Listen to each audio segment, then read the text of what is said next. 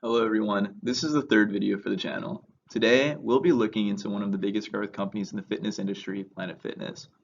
I'll go through their business model and potential and make some recommendations for decisions that may aid their growth going forward. Let's begin by talking about what Planet Fitness is. This company is one of the newest and fastest growing gym chains in the United States. This company takes a very different approach to gym membership versus a lot of the fitness chains in the industry as of late. Instead of targeting advertising at the Americans that regularly work out, Planet Fitness instead tries to target the vast majority of Americans that don't yet have a gym membership. With only 54 million Americans having a subscription to a gym, there are potentially hundreds of millions of Americans that could sign on, and even getting a fraction of the share of people means there's a ton of growth potential. Planet Fitness has also made a name for itself by being one of the cheapest gyms in the country. Planet Fitness can get away with this by providing relatively simple equipment and services versus their competitors. In the past few years, they have expanded rapidly and are now one of the largest fitness chains in the United States. Let's look at some numbers. Planet Fitness is currently in a state of very rapid expansion. As of their most recent earnings call, they've announced the opening of over 52 new stores, bringing their current total over 1,859 locations. They've been able to increase their subscribership by 400,000 users to a total of 14 million. At this pace, they'll have roughly a 25% market share in terms of the number of Americans with a gym membership very soon at the current pace they're on. In spite of the fact that the company is opening a lot of locations very quickly, their growth per store in terms of sales has grown by 8.8% in the same period. Their financial statements have also been very impressive over a similar period.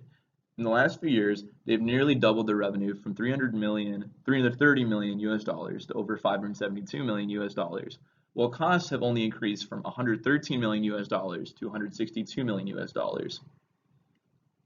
As a result of all of this, I can definitely say that Planet Fitness is in a good place for growth in the coming years as they further tap in the US market and grow as a company. Next, let's take a look at how Planet Fitness monetizes users. They have two plans. The first plan, which is $10 a month, allows the user to go to a single location and make use of the basic exercise equipment. This price makes Planet Fitness one of the cheapest gym chains in the nation and is a great way to bring people on board that don't want to make a massive financial commitment. The second plan that Planet Fitness offers is their Black Card membership that allows for users to go to any Planet Fitness location nationally and use a variety of other services such as tanning and massage chairs. In a good sign for the business, they've been able to increase the price of the second membership tier while still gaining subscribers. Their current price for this is $22.99. At some point, I'll try and do more research into whether this price increase was done in order to offset costs for the new additional services the business offers, or if it's a way to keep pace with inflation. So here's a list of some of the pros of Planet Fitness. The company has a lot of advantages that should keep it in a good position to grow for the next few years. First of all, as mentioned earlier, they have a massive potential market of Americans to tap into, and their marketing approach thus far has seemed to be doing a good job at getting them into the system.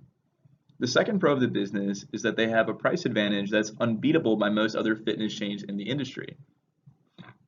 Cost-conscious and younger users are much more likely to buy into this company due to its relative affordability.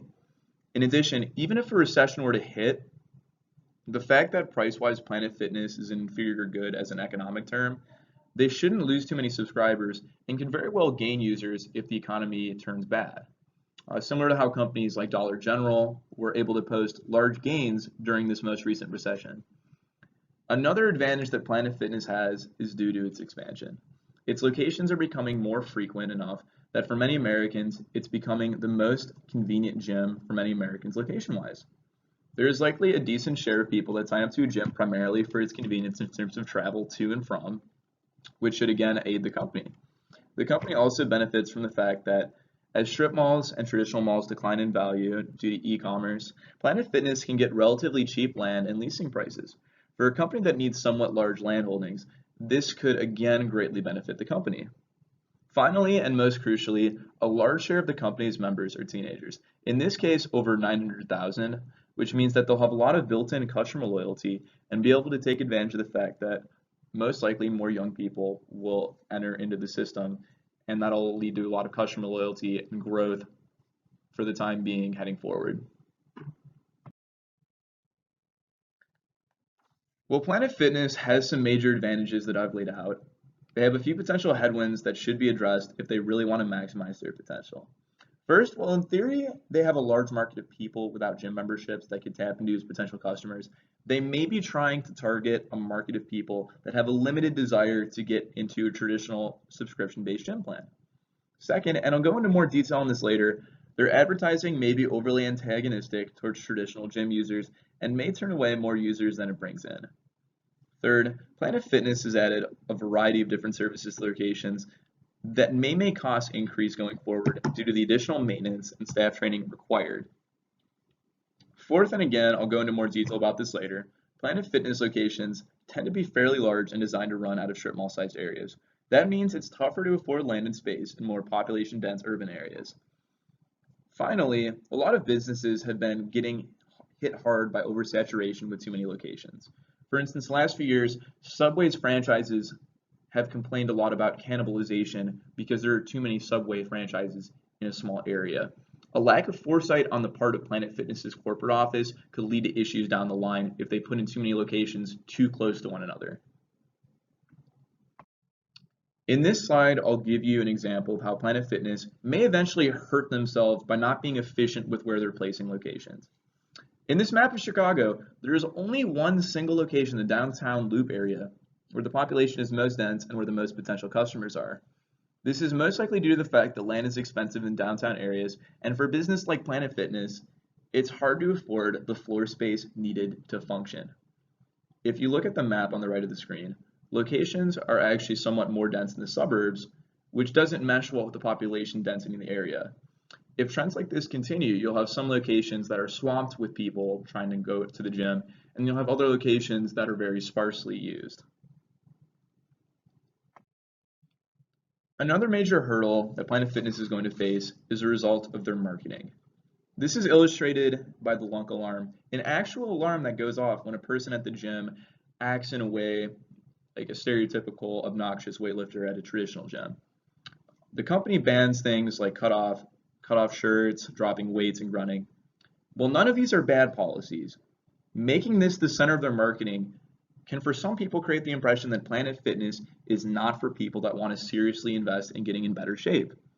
The company may be turning away more people than it wins over with the tone it brings with its marketing, and that may be something the company needs to tweak heading forward. I'll finish this video by giving out some potential ways that Planet Fitness could adjust their business model to fully maximize their growth. While the company has made some great moves and should grow regardless of what they do, there are a few areas of improvement that could really keep the company in a solid position. First, they could create smaller gym locations in more dense urban areas to avoid the problems of a location to population mismatch in bigger cities. This can help them capitalize on urban users and make them less dependent on suburban strip malls as a place to locate themselves. Second, they might want to follow a more Disney model for marketing. So you may ask, what does this mean? So what I mean by this is, while Disney resorts and parks are targeted towards young children and families, they aren't antagonistic towards adults and single people that go to the resorts. I think that Planet Fitness can be able to target and win over non-gym users without having to be antagonistic towards this normal gym users and people go to the gym more frequently. They should research whether the biggest factor in why people subscribe is because of their marketing or because it's the fact that they have the cheapest pricing in the industry. If the answer is that the pricing is the biggest factor why people join, they might even want to consider a spin-off company that has Planet Fitness's baseline pricing model but is more targeted towards traditional gym users. If Planet Fitness can deal with some of these hurdles and make tweaks here and there, there shouldn't really be anything stopping them from becoming America's largest and most profitable gym chain. They have a lot of advantages and they've done a lot of the right things thus far, and I should really expect to see growth out of them in the future. Thank you all so much.